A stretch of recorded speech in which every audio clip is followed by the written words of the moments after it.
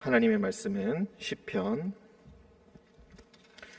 55편 1절에서 23절까지 말씀입니다. 시편 55편 1절부터 23절까지 교독으로 읽고 23절을 함께 읽도록 하겠습니다. 하나님이여, 내 기도에 귀를 기울이시고 내가 간구할 때에 숨지 마소서. 내게 굽히사 응답하소서. 내가 근심으로 편하지 못하여 탄식하오니. 이는 원수의 소리와 악인의 압제 때문이라. 그들이 죄악을 내게 더하며 노하여 나를 핍박하나이다. 내 마음이 내 속에서 심히 아파하며 사망의 위험이 내게 이르렀도다. 두려움과 떨림이 내게 이르고 공포가 나를 덮었도다. 나는 말하기를 만일 내게 비둘기같이 날개가 있다면 날아가서 편히 쉬리로다. 내가 멀리 날아가서 광야에 머무르리로다. 내가 나의 피난처로 속히 가서 폭풍과 광풍을 피하리라 하였도다. 내가 성내에서 강포와 분쟁을 보았사오니 주여 그들을 멸하소서. 그들의 혀를 잘라버리소서. 그들이 주야로 성벽 위에 두루 다니니 성중에는 죄악과 재난이 있으며 악독이 그 중에 있고 압박과 속임수가 그 거리를 떠나지 아니하도다. 나를 책망하는 자는 원수가 아니라 원수일진데 내가 참았으리라. 나를 대하여 자기를 높이는 자는 나를 미워하는 자가 아니라 미워하는 자일진데 내가 그를 피하여 숨었으리라. 그는 곧 너로다. 나의 동료, 나의 친구요, 나의 가까운 친우로다. 우리가 같이 재미있게 의논하며 무리와 함께하여 하나님의 집 안에서 다녔도다. 사망이 갑자기 그들에게 임하여 산채로 스올에 내려갈지어다. 이는 악독이 그들의 거처에 있고 그들 가운데에 있음이로다. 나는 하나님께 부르짖으리니 여호와께서 나를 구원하시리로다. 저녁과 아침과 정오에 내가 근심하여 탄식하리니 여호와께서 내 소리를 들으시리로다. 나를 대적하는 자 많더니 나를 치는 전쟁에서 그가 내 생명을 구원하사 평안하게 하셨도다. 옛부터 계시는 하나님이 들으시고 그들을 낮추시리이다. 그들은 변하지 아니하며 하나님을 경외하지 아니함이니이다. 그는 손을 들어 자기와 화목한 자를 치고 그의 언약을 배반하였도다. 그의 입은 우유기름보다 미끄러우나 그의 마음은 전쟁이요 그의 말은 기름보다 유하나 실상은 뽑힌 칼이로다. 내 짐을 여호와께 맡기라. 그가 너를 붙드시고 의인의 요동함을 영원히 허락하지 아니하시리로다. 함께 읽겠습니다. 하나님이여, 주께서 그들로 파멸의 웅덩이에 빠지게 하시리이다. 피를 흘리게 하며 속이는 자들은 그들의 날에 반도 살지 못할 것이나 나는 주를 의지하리이다. 아멘. 기도하겠습니다. 사랑과 은총이 충만하신 주님, 오늘 새벽에도 일어나게 하시고 주님 앞에 나와 주님 말씀 묵상하게 하시니 감사합니다. 주님 말씀 들을 때에 우리의 마음속에 있는 모든 것들이 비워지게 하시고 오직 주님께서 주시는 말씀으로 우리 안에 회복이 일어나게 하여 주옵소서. 우리 가운데 절실하게 육체의 질병으로부터 회복을 원하는 우리의 친구들, 우리의 형제들이 있습니다. 주님 찾아가 주셔서 위로하여 주시고 그들의 손을 붙들어 주옵소서. 주님께서 이 자리 가운데 늘 함께하여 주실 믿으며 거룩하신 예수님의 이름으로 기도합니다. 아멘. 오늘 말씀 시편 55편 말씀입니다. 중간에 9절에서 11절 사이를 보시면은 성내에서 강포와 분쟁이 있다 하면서 여러 가지 죄악들, 특히 7가지 죄악들을 논하면서 전체적으로 사회에 대한 이야기도 있지만 오늘 말씀 55편은 전적으로 어떤 개인 간의 관계에 있어서 시험에 관한 이야기, 거기서 느끼는 모든 감정들과 하나님께 드리는 탄식과 기도, 즉 1대1 관계에 초점을 맞추어서 우리가 말씀을 보는 것이 좋은 것 같습니다. 먼저 1절과 2절을 보시면은 제일 먼저 하나님께 간구드리는 내용이 나옵니다. 하나님이여, 내 기도에 귀를 기울이시고, 3번 반복합니다. 내 기도에 귀를 기울이시고 내가 간구할 때에 숨지 마소서. 내게 급히사 응답하소서 3번 하나님께 간구하고 있습니다. 지금 무엇인가 굉장히 마음의 짓눌림을 경험하고 힘든 상황에서 하나님께 3번 이렇게 부르짖고 탄식하고 간구하고 있습니다.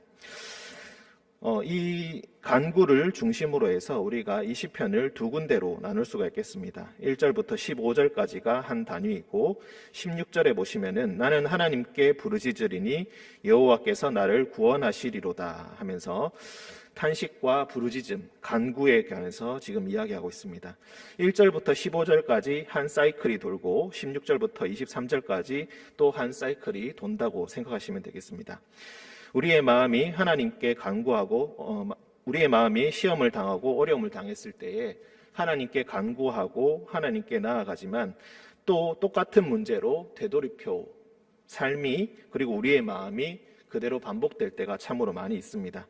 이런 것들에 대해서 우리가 다시 이 시편의 구조를 통하여서 한번 다시 묵상해 볼 수가 있겠습니다.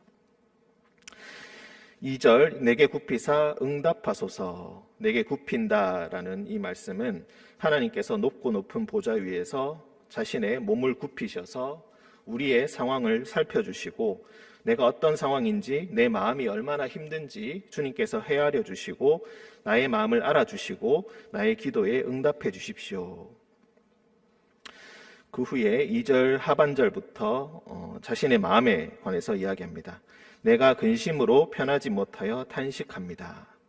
이것은 원수의 소리 그리고 악인의 압제 때문입니다.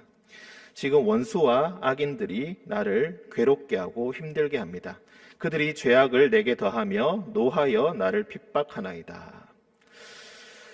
나는 그 원수와 악인들의 일에 전혀 끼고 싶지 않은데 그 상황에 포함되고 싶지 않은데 그 주변에 있는 원수와 악인들이 악을 행하니까 나 역시 어쩔 수 없이 그들에게 끌려 들어가게 되고 똑같이 행하지 않는 나를 보면서 지금 노하여서 나를 핍박하고 있다. 너는 우리와 함께 지내면서 왜 우리와 똑같이 하지 않는가 하고 핍박하고 있다는 것입니다. 그래서 4절과 5절 마음의 양심과 그리고 마음의 양심으로 인하여서 심히 괴로워합니다. 내 마음이 내 속에서 심히 아파하며 사망의 위험이 내게 이르렀도다. 믿는 자의 눈에는 그들이 행하는 것을 똑같이 행했을 때에 내가 사망의 길로 가겠구나, 죽음의 길로 가겠구나, 하나님의 길에 반하는 길로 가게 되겠구나, 이것을 짐작하고 인지를 하기 때문에 그 길을 가는 것이 너무나 괴로운 일이고 힘든 일입니다. 그래서 마음속에 심히 아파하면서 사망의 위험이 내게 이르지 않기를 이렇게 이야기하고 있습니다. 얼마나 그 위험, 그 두려움이 심한지 두려움과 떨림이 내게 이르고 공포가 나를 덮었도다.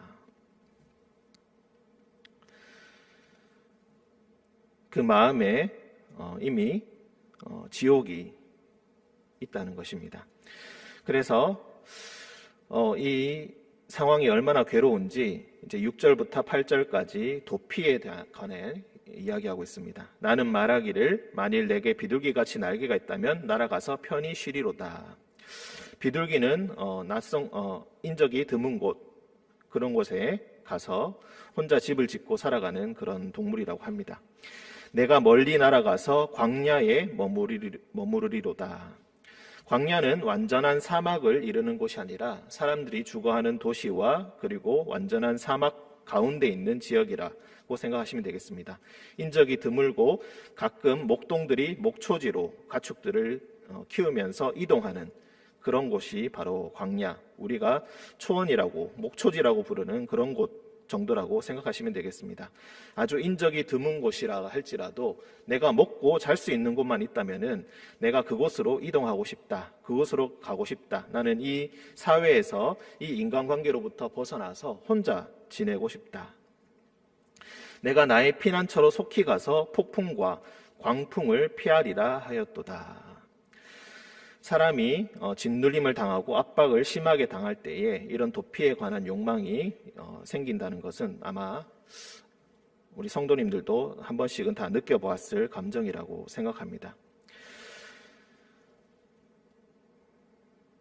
9절 내가 성내에서 강포와 분쟁을 보았사오니 주여 그들을 멸하소서 그들의 혀를 잘라버리소서. 여기서 많은 학자들이 이야기하기를 바벨탑 이야기를 이야기합니다. 바벨탑에서 처음에 하나님께 대항하여서 바벨탑을 세웠을 때 하나님께서 내려오셔서 그들의 말을 다르게 하사 그들이 흩어지게 하셨다라는 말씀이 나옵니다. 함께 모여서 이야기할 때에 강포와 분쟁을 이야기하면서 악을 이야기하면서 악한 일을 도모하게 되었다. 그러니 그들의 모습을 보시고 그들의 혀를 잘라버리소서라는 말은 그들이 더 이상 악한 일을 벌이지 못하도록 그들의 의사소통, 그들의 소통을 모두 다 끊어주십시오라고 강구하는 것입니다. 10절 그들이 주야로 성벽 위에 두루 다니니 성중에는 죄악과 재난이 있으며 10절에 죄악과 재난이 있다. 그리고 11절에 악독이 있다. 그리고 압박과 속임수가 그 거리를 떠나지 않는다. 그리고 9절에는 강포와 분쟁입니다. 그래서 총 7가지 죄악에 관하여서 나오고 있습니다. 이 7가지 죄악을 일일이 다 분석하는 것은 크게 의미가 없을 것이고 7가지 죄악이 그 사회에 그 거리에 가득하다라는 것은 그만큼 사회가 타락하고 악해졌다라는 것을 의미합니다. 그런데 여기서 더 이 하나님께 간구하는 이 기도자를 더 힘들게 하는 것, 찬양하는 이 사람을 더 힘들게 하는 것은 바로 12절부터 13절, 14절의 내용입니다. 나를 책망하는 자가 만약에 나의 원수라면은 내가 참을 수 있다. 나에 대하여 자기를 높이는 자, 나를 압박하고 나를 자기보다 더 낮게 여기는 자, 나를 열등하게 여기는 자가 그저 나를 미워하는 자라면은 내가 차라리 그냥 숨어버릴 수도 있을 것이다. 하지만 내가 이렇게 단순히 참을 수 없고 단순히 숨을 수 없는 이유는 그가 바로 나를 압박하는 그자, 악한 그자가 바로 나의 동료, 나의 친구, 나의 친구이기 때문이다. 우리가 함께 재미있게 의논하며 그리고 무리와 함께 하나님의 집안에서 다녔도다. 우리식으로 이야기하자면 한 교회에 가장 절친하게 지내고 서로의 상황을 잘 알고 있는 그런 친구가 나의 일생의 친구라고 여겼던 그 사람, 하나님의 공동체 안에서 함께 너무나 좋은 시절도 함께 보냈던 바로 그 사람이 나를 배반하여서 나를 배신하여서 나를 악의 길로 들어서게 하려고 유혹하고 그리고 나를 압박하고 나를 미워하고 나를 책망하고 있다는 것입니다. 너는 나보다 더 못한 자라고 그렇게 이야기하고 있다는 것입니다. 그래서 그 마음이 참으로 괴롭다는 것입니다. 우리는 종종 마음의 시험을 당하고 인간관계로 괴로워할 때에 그 인간관계가 가장 가까운 사람일 때이기 때문에 힘든 경우가 참으로 많이 있습니다. 어쩌면 나와 별 관계가 없다면은 그렇게 힘들지 않을 수 있습니다. 왜냐하면 보지 않으면 그만이고 만나지 않으면 그만이기 때문입니다. 무시해버리면 그만이기 때문입니다. 하지만 그 사람이 가장 나와 가까이 있는 사람이고 매일마다 얼굴을 봐야 하고 그리고 옛날에 함께했던 그 추억이 너무나 강한 사람이라면은 그리고 그 사람에게서 떠나기 위해서 내가 속한 공동체를 떠나야 하는 상황이라면은 그 상황이 얼마나 힘이 드는 일이겠습니까? 그래서 이렇게 그의 마음이 힘들고 어두운 가장 근본적인 이유가 바로 여기 있다는 것입니다. 나의 가장 친했던 그 사람이 나를 배신하였다. 예수님의 12제자 중에 한 명이었던 가룟 유다가 예수님을 배반하였다. 다윗의 가장 측근의 책사였던 아히도벨이 압살롬이 일어나자 압살롬의 편에 서서 다윗을 배신하였다. 가장 나를 잘 알고 있는 그 친구가 나를 배신할 때의 그 상실감은 우리의 상상을 초월하는 일일 것입니다. 그래서 15절에서 이렇게 그를 저주합니다. 사망이 갑자기 그들에게 임하여 산채로 스올에 내려갈지어다. 이는 악독이 그들의 거처에 있고 그들 가운데에 있음이로다. 갑자기 죽음, 즉 요절에 관한 저주, 이 갑자기 사망이 임하게 해달라는 저주는 성경에서 가장 혹독한 저주 중에 하나라고 볼 수가 있겠습니다. 잠시 넘겨서 23절을 보시면은 피를 흘리게 하며 속이는 자들은 그들의 날에 반도 살지 못할 것이다. 이 저주가 또 23절에서 반복되게 나오고 있습니다. 1절에서부터 15절까지 한 사이클이고 16절에서 23절까지 한 사이클이라고 말씀드렸습니다. 마지막이 상대에 관한, 그 사람에 관한 저주로 나오고 있는데 죽음에 관한, 갑자기 죽음에 관한 저주가 반복되고 있습니다. 얼마나 그 사람의 마음이 미운지에 관해서 이렇게 아주 가감없이 솔직하게 얘기하고 있는 것입니다. 사망이 갑자기 그들에게 임하여 산채로 스올에 내려갈지어다. 악독이 그들의 거처에 있기 때문이다. 하지만 어떻게 사랑했던 사람, 좋아했던 사람을 저주로만 끝낼 수가 있겠습니까? 다시 하나님께 부르짖습니다. 나는 하나님께 부르짖으리니 여호와께서 나를 구원하시리로다. 저녁과 아침과 정오에, 유대인들은 저녁부터 하루의 시작이 시작됩니다. 그래서 저녁, 아침, 정오라는 것은 하루의 대부분을 이야기하고 있고 하루의 대부분을 내가 근심하면서 탄식하고 있다는 것입니다. 저주로만 끝낼 관계가 아니기 때문입니다. 미움으로만 끝낼 관계가 아니기 때문입니다. 함께 하나님의 성전 안에서 거닐면서 하나님의 일을 같이 하던 사람인데 어떻게 갑자기 그렇게 끝낼 수가 있겠습니까? 그래서 해결책을 알지 못하여 내가 근심하며 탄식합니다. 그때 여호와께서 내 소리를 들어주실 것이다. 나를 대적하는 자 많더니 나를 치는 전쟁에서 그가 내 생명을 구원하사 평안하게 하셨도다. 내가 인생을 살면서 이전에도 수많은 나를 대적하는 사람들을 만났었는데 그때마다 주님께서 내 생명을 구원해 주셨고 그리고 지금 이렇게 평안하게 살게 해주시지 않으셨는가? 19절 옛부터 계시는 하나님이 들으시고 그들을 낮추실 것이다. 그들은 스스로 자고하다, 스스로 높다고 여기고 나를 책망하는 자들이었지만 옛부터 계셨던, 예전부터 나를 도와주시고 내 길을 인도해 주시고 나를 치는 모든 전쟁에서 나를 구원해 주신 그 하나님께서 나의 이 탄식 소리를 들으시고 그들을 낮추어 주실 것입니다. 그들은 변하지 아니하며 하나님을 경외하지 아니함이니이다. 상대방은 언제나 변하지 않는 것처럼 느껴지고 그들은 그 악에서 돌이키지 않는 것처럼 그렇게 느껴집니다. 그래서 이 사람이 영원히 변하지 않을 것이기 때문에 하나님께서 나서시지 않으시면은 상황은 절대로 바뀌지 않을 것 같습니다.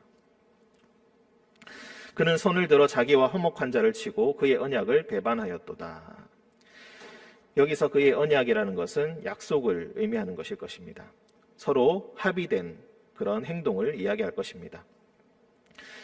서로가 서로에 대한 존중이 있다면은 서로의 약속을 잘 지킬 것입니다. 그런데 그런 약속을 지키지 않고 자신의 이익을 위해서라면 화목함, 그 사람과의 관계는 그야말로 우습게 여기면서 그것을 버리는 그런 상황에 온다는 것입니다. 이 사람의 악의 근원은 바로 약속을 지키지 않는 것, 화목함을 저버리는 것입니다.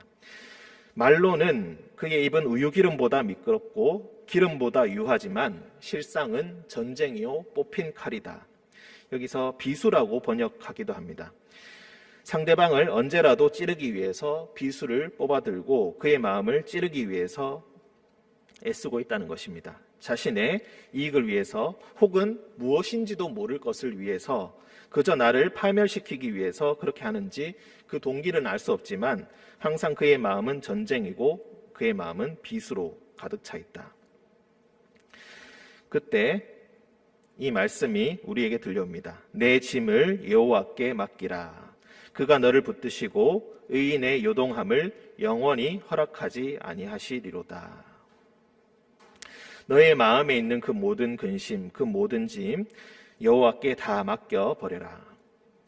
여호와께서는, 하나님께서는 너를 언제나 붙들고 계시고 너의 흔들림, 너의 상황의 흔들림을 영원히 허락하지는 않으실 것이다.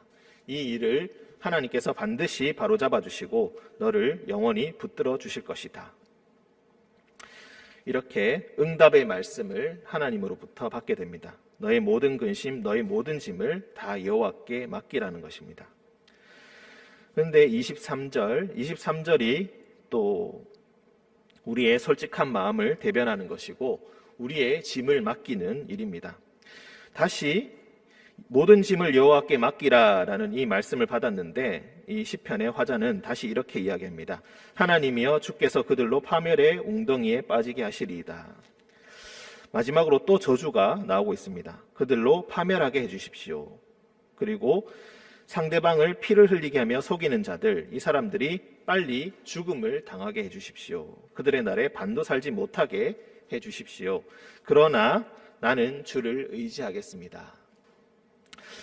이 마지막에 이 저주가 결국 우리 마음의 미움을 떨쳐버리지 못하고 우리 마음의 짐을 완전히 주님께 맡기지 못한 모습이 아닌가라고 생각을 할 수가 있겠습니다. 하지만 내가 주님 원하는 것은 그들이 이렇게 벌을 받았으면 좋겠습니다. 하지만 주님께서 어떻게 하시든지 나는 주님께 다 맡기고 주님께 의지하겠습니다 라는 표현으로 우리가 이해하면 좋겠습니다. 마지막으로 시편 55편에 그들에 대한 저주가 구체적으로 많이 나오진 않지만 마지막으로 내가 이렇게 그들이 되었으면 좋겠습니다 라고 하나님께 호소한 그 이후에 하나님께 모두 다 맡기고 의지하겠습니다 라고 하면서 이 말을 끝으로 하나님께 모든 것을 맡기고 있습니다. 그들에 대한 처벌이 하나님께 있기를 원합니다 라고 하면서 이제부터 모든 것을 하나님께 맡긴다는 것입니다. 우리가 시편을 읽다 보면은 원수, 악인에 관한 저주의 내용이 심심찮게 나오고 있습니다. 그것은 그들이 실제로 멸망하길 바란다, 저주를 받길 원한다, 우리의 마음의 솔직함을 표현하는 것이기도 하고 그런 마음을 하나님께 다 내어놓고 토로하면서 내가 여기서 내 마음을 모두 다 하나님께 맡기고 하나님께 그 모든 처분을 맡깁니다 라는 의미로도 우리가 생각해 볼 수가 있겠습니다. 우리의 마음의 짐은 때로 우리 스스로조차 어찌할 수 없을 때가 참으로 많이 있습니다. 가장 친한 친구로부터 배신을 당했을 때 어떻게 갑자기 털어내버릴 수가 있겠습니까? 아무리 하나님께 모든 것을 맡긴다 할지라도 우리의 마음은 때로는 멈출 수 없이 증오의 감정으로 또는 연민의 감정으로 때로는 사랑에 대한 감정으로 때로는 그리움에 관한 감정으로 온통 뒤섞이게 되고 그 감정의 소용돌이 속에서 헤어날 수 없을 때가 참으로 많이 있을 것입니다. 그 감정의 소용돌이로부터 너무나 괴로워서 피하고 싶어서 비둘기처럼 사람이 없는 곳으로 가버리고 싶다라고 느낄 만큼 괴로워질 수도 있을 것입니다.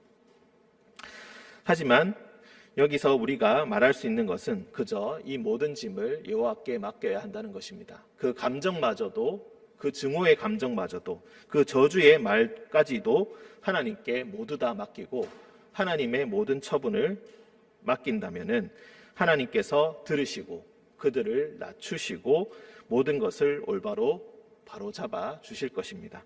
이 믿음을 가지고 오늘도 우리 주변에서 나를 가장 힘들게 하고 그리고 어쩔 수 없이 미움의 감정을 가질 수밖에 없는 그 사람을 다시 한번 용서하면서 그 사람을 위해서 기도하는 오늘 하루가 되었으면 좋겠습니다. 함께 기도하겠습니다. 사랑과 은총이 충만하신 주님, 때때로 우리의 마음이 너무나 심하게 다쳐 우리 스스로조차 어쩔 수 없을 때가 많이 있습니다. 이러지 않아야 된다는 걸 알면서도 상대에 관한 저주를 마음속에서 끝없이 되뇌일 때도 있습니다. 우리의 마음이 주님 앞에 나와 거룩한 척하지만 증오와 미움으로 가득 찰 때가 참으로 많이 있습니다. 주님, 이 모든 것으로부터 주님 벗어나길 원합니다. 주님, 가장 친한 친구가 나를 배신할 때에, 나를 미워할 때에, 나를 동등하게 대해주지 않고 나를 열등한 존재로 대할 때에 그 모든 모욕감과 굴욕감, 그리고 그 마음의 아픔, 그리고 그리움과 연민, 주님 그 모든 감정 주님 앞에 내어놓고 주님 앞에 기도합니다. 그 감정의 소용돌이에서 벗어나게 하시고 오직 모든 것을 다스리시는 주님의 손에 모든 것을 맡기게 하여 주옵소서. 우리의 마음은 우리 스스로조차 어쩔 수 없으나 주님을 의지하고 주님의 손에 모든 것을 맡겨드리오니 우리의 짐을 모두 다 여호와께 맡겨드리오니 주여 모든 것을 바로잡아 주시고 우리로 하여금 평안을 얻게 하여 주옵소서. 거룩하신 예수님의 이름으로 기도합니다. 아멘.